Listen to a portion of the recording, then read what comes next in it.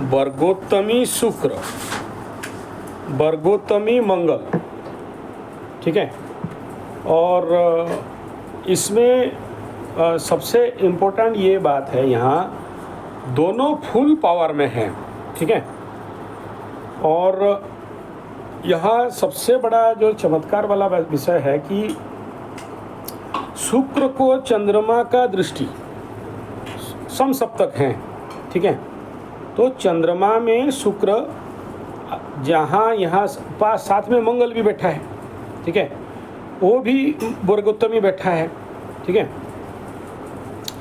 तो ऐसे कंडीशन में बहुत ज़्यादा कामना वासना मन में बिल्डअप होता है, ठीक है, सीवियर। तो इसमें सबसे बड़ा आदमी क्या करता है, हस्तमैथुन करेगा, ठीक है, या फिर क्योंकि बीच में बुध भी घुस गया तो उस कंडीशन में क्या करेगा, नहीं भी किया तो रात को अपने आप लीकेज कर जाएगा मटेरियल, ठीक है। पेंट गीला करोगे बिना फालतू का रात को, ठीक है। तो ये आउट ऑफ कंट्रोल चला जाता है, ठीक है। तो जिसके लिए यहाँ पर सुरक्षा का कोई विषय नहीं हुआ, ठीक है। अच्छा, यहाँ तक भी ठीक था, लेकिन यहाँ पुष्कर नवांश में भी दो प्लैनेट बैठे हुए हैं। तो ऐसे कंडीशन में वर्गोत्तमी दोनों होने के कारण और पुष्कर नवांश में ये दोनों, हाँ, तो ऐसे कंडीशन में ना it is just out of control, ठीक है। तो ये अपने आप कंट्रोल तो नहीं होंगे। तो मैं इसके लिए बताया था कि आपको कम से कम विपासना के लिए, मेरे को जितना याद आ रहा है, ठीक है, यू नीड विपासना ऐसे कंडीशन में, ठीक है। बेटा ऐसा है ना, शनि तो किसी का बाप का भी ठीक कभी नहीं होता, ठीक है।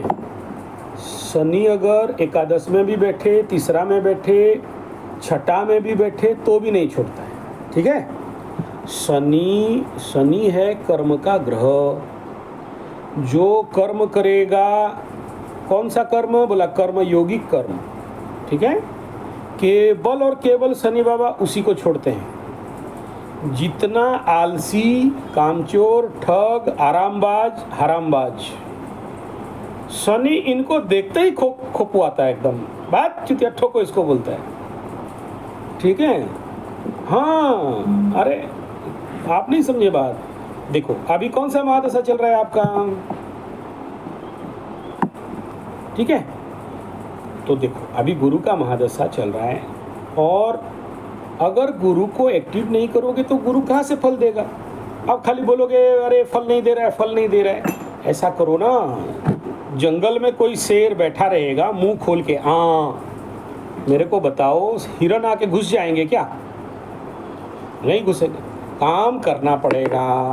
अब गुरु का महादशा, बढ़िया गुरु बैठा है, उच्च का गुरु बैठा है, प्रचंड रूप में गुरु बैठा है, कर्क लग्न का, कर्क राशि के ऊपर बैठा है, चंद्र लग्न से एकादश का गुरु बैठा हुआ है, राष्ट्रपति योग बना के बैठा हुआ है। बताओ यार, अगर गुरु का काम नहीं करोगे, गुरु दीक्षा नहीं लोगे, गुरु ग्रहण नहीं करोगे, गुरु का मंत्र ग्रहण नहीं करोगे, मेरे को एक बात बताओ, गुरु कहाँ से अच्छा फल देगा? अब शनि का बोल रहे हो, शनि कैसा है? शनि का अंतर्दशा चल रहा है। शनि का काम किए हो, गरीब लोगों के पास गए हो, निचले लोगों के पास गए हो, उनके लिए सहायता किए हो।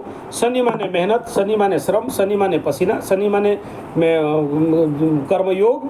कर्मयोग करोगे नहीं, मैं बोलता हूँ ऐसे लोगों को गड्ढा खोदो ढापो, गड्ढा खोदो ढाक दो, गड्ढा खोदो ढाक दो।